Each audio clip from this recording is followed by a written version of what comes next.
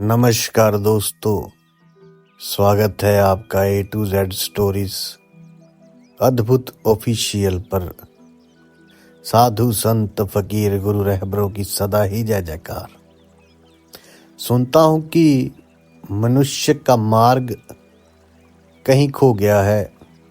ये सत्य है। मनुष्य का मार्ग दरअसल उसी दिन खो गया था जिस दिन उसने स्वयं को खोजने से भी ज्यादा मूल्यवान किन्हीं और खोजों को मान लिया। मनुष्य के लिए सर्वाधिक महत्वपूर्ण और सार्थक वस्तु मनुष्य के अतिरिक्त और कुछ भी नहीं है। उसकी पहली खोज वे स्वयं ही हो सकता है। खुद को जाने बिना उसका सारा जानना अंततः घातक ही होगा। अज्ञान के हाथों में कोई भी शान सृजनात्मक नहीं हो सकता और जान के हाथों में अज्ञान भी सृजनात्मक हो जाता है। तो मनुष्य यदि स्वयं को जाने और जीते तो उसके शेष सब जीते उसकी और उसके जीवन की सहयोगी होगी। अन्यथा वे अपने ही हाथों से अपनी कब्र के लिए गड्ढा खोदेगा। हम ऐसा ही गड्ढा खोदने में लगे हैं। हमारा ही श्रम हमारी मृत्यु बनकर खड़ा हो गया है। पिछली सभ्यताएं बाहर के आक्रमणों और संकटों से नष्ट हुई थी। हमारी सभ्यता पर बाहर से नहीं, भीतर से संकट है। 20वीं सदी का समाज यदि नष्ट हुआ तो उसे आत्मघात कहना होगा। 21वीं सदी का समाज यदि नष्ट हुआ तो उसे आत्मघात कहना होगा। और ये हमें ही कहना होगा, क्योंकि बाद में कहने को कोई भी बचने को नहीं है। संभाव्य युद्ध इतिहास में कभी नहीं लिखा जाएगा। ये घटना इतिहास के बाहर घटेगी, क्योंकि उसमें तो समस्त मानवता का अंत होगा। पहले के लोगों ने इतिहास बनाया। हम इतिहास मिटाने को तैयार हैं और इस आत्मघाती संभावना का कारण एक ही है। वह है मनुष्य को ठीक से ना जानना। पदार्थ की अनंत शक्ति से हम परिचित हैं, परिचित ही नहीं, उसके हम विजेता भी हैं। लेकिन मानवीय हृदय की गहराइयों का हमें कोई पता नहीं।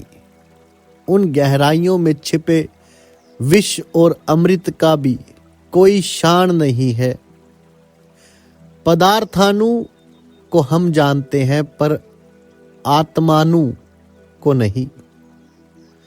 यही हमारी विडंबना है। ऐसे शक्ति तो आ गई है पर शांति नहीं।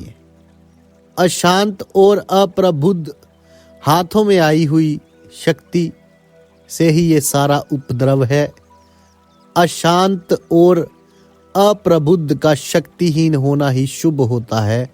शक्ति सदा शुभ नहीं, वे तो शुभ हाथों में ही शुभ होती है।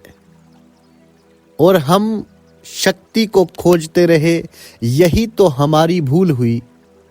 अब अपनी ही उपलब्धि से खतरा है। सारे विश्व के विचारकों और वैज्ञानिकों को आगे स्मरण रखना चाहिए कि उनकी खोज मात्र शक्ति के लिए ना हो। उस तरह की अंधी खोज ने ही हमें इस अंत पर लाकर खड़ा किया है। शक्ति नहीं, दरअसल लक्ष्य हमारी शांति ही। शक्ति नहीं, शांति ही लक्ष्य बने। स्वभावत यदि शांति लक्ष्य होगी तो खोज का केंद्र प्रकृति नहीं, मनुष्य होगा। जड़ की बहुत खोज और शोध हुई। अब मनुष्य का और मन का अन्वेषण करना होगा। विजय की पताकाएं पदार्थ पर नहीं, स्वयं पर गाड़नी होंगी। भविष्य का विज्ञान पदार्थ का नहीं, मूलत मनुष्य का विज्ञान होगा। समय आ गया है कि यह परिवर्तन हो। अब इस दिशा में और देर करना ठीक नहीं है। कहीं ऐसा ना हो कि फिर कुछ करने को समय भी शेष ना बचे। जड़ की खोज में जो वैज्ञानिक आज भी लगे हैं वे दकियानूसी और उनके मस्तिष्क विज्ञान के आलोक से नहीं, परंपरा और रूढ़ी के अंधकार में ही डूबे कहे जावेंगे।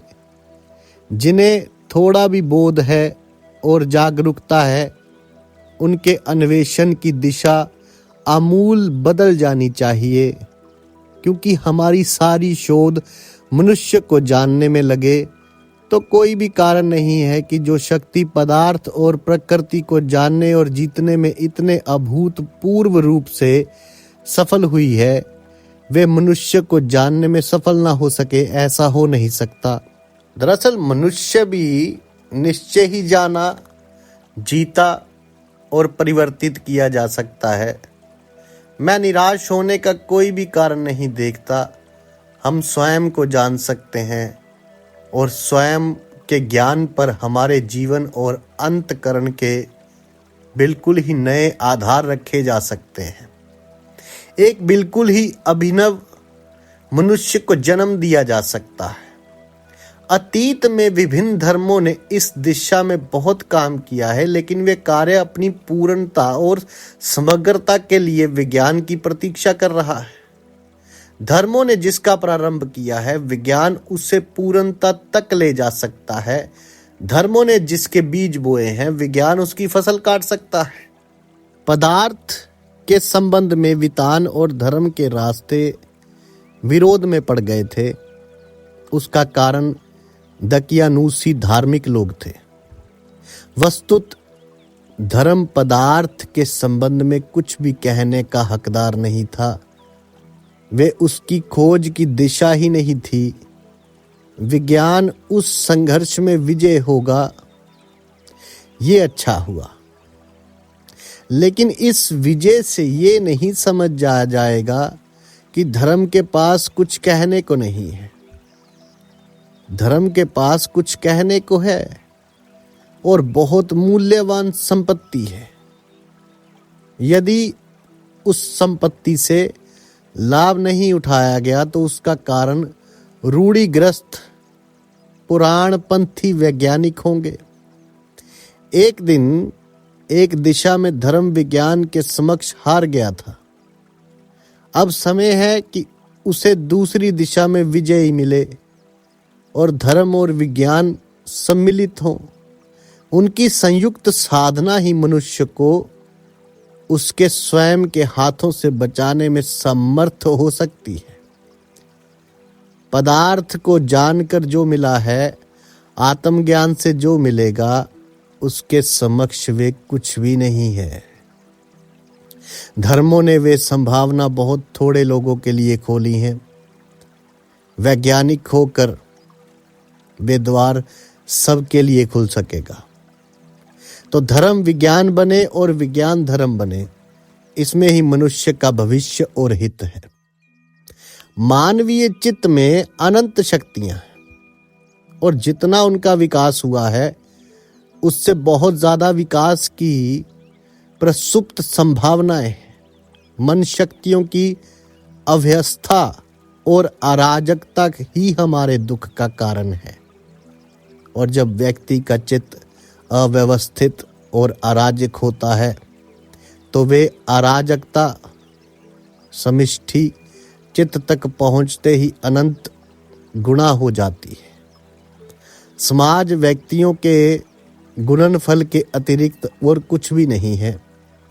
वे हमारे अंत संबंधों का ही फैलाव है। व्यक्ति ही फैलकर समाज बन जाता है। इसलिए स्मरण रहे कि जो व्यक्ति में घटित होता है, उसका ही वृहत रूप समाज में प्रतिध्वनित होगा। सारे युद्ध मनुष्य के मन में लड़े गए हैं और सारी विकृतियों की मूल जड़ें मन में ही हैं। समाज को बदलना है तो मनुष्य को बदलना होगा और समष्टि के नए आधार रखने हैं तो व्यक्ति को नया जीवन देना होगा। मनुष्य के भीतर विष और अमृत दोनों हैं। शक्तियों की अराजकता ही विष है और शक्तियों का संयम, सामंजस्य और संगीत ही अमृत है। तो जीवन जिस विधि से सौंदर्य और संगीत बन जाता है उसे ही योग कहते हैं। जो विचार, जो भाव है, जो कर्म मेरे अंत संगीत की विपरीत जाते हों वे ही पाप हैं, और जो उसे पैदा और समृद्ध करते हों उन्हें ही मैंने पुण्य जाना है। तो चित्त की वे अवस्था जहाँ संगीत शून्य हो जाए और सभी स्वर पूर्ण अराजक हों, नरक है, और वे अवस्था स्वर्ग है जहाँ संगीत पूर्ण हो। तो भीतर जब संगीत पूर्ण होता है तो ऊपर से पूर्ण का संगीत अवतरित होने लगता है। व्यक्ति जब संगीत हो जाता है तो समस्त विश्व का संगीत उसकी ओर प्रवाहित होने लगता है। तो संगीत से भर जाओ तो संगीत आकृष्ट होता है। विसंगति को आमंत्रित करेगा। हम में जो होता है वही हम में आने भी लगता है। उसकी ही संग्राहकता और संवेदनशीलता हम में होती है। उस विज्ञान को हमें निमृत करना है जो व्यक्ति के अंदर जीवन को स्वास्थ्य और संगीत दे सके। ये किसी और प्रभु के राज्य के लिए नहीं, वरन इसी जगत और पृथ्वी के लिए है। ये जीवन कठिन हो तो किसी और जीवन की चिंता आवश्यक है।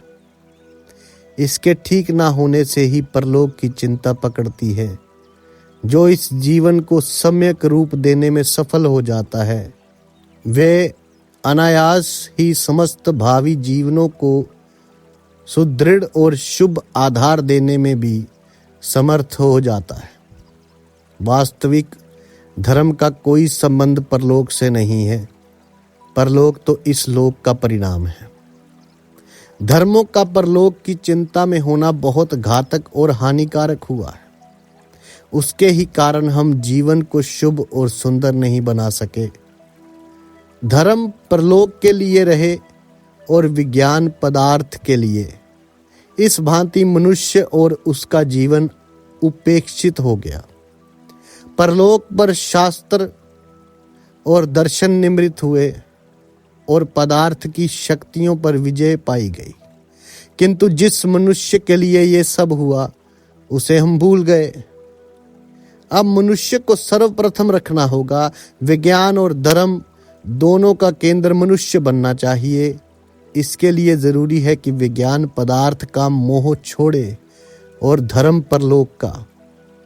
उन दोनों का ये मोह त्याग ही उनके सम्मिलन की भूमि बन सकेगा। तो धर्म और वितान का मिलन है और संयोग मनुष्य के इतिहास में सबसे बड़ी घटना होगी। धर्म और वितान का मिलन और संयोग मनुष्य के इतिहास में सबसे बड़ी घटना होगी। इससे बहुत सृजनात्मक ऊर्जा का जन्म होगा। वे समन्वय ही अब सुरक्षा देगा। तो उसके अतिरिक्त और कोई मार्ग नहीं है। उनके मिलने से पहली बार मनुष्य के विज्ञान की उत्पत्ति होगी और विज्ञान में ही अब मनुष्य का जीवन और भविष्य है। साधु संत फकीर गुरु रहबरों की सदा ही जय जयकार। जल्दी मिलते हैं एक नई वीडियो के साथ। तब तक के लिए आप सबका धन्यवाद। आप सबके भीतर बसे उस परमात्मा को मेरा प्रणाम।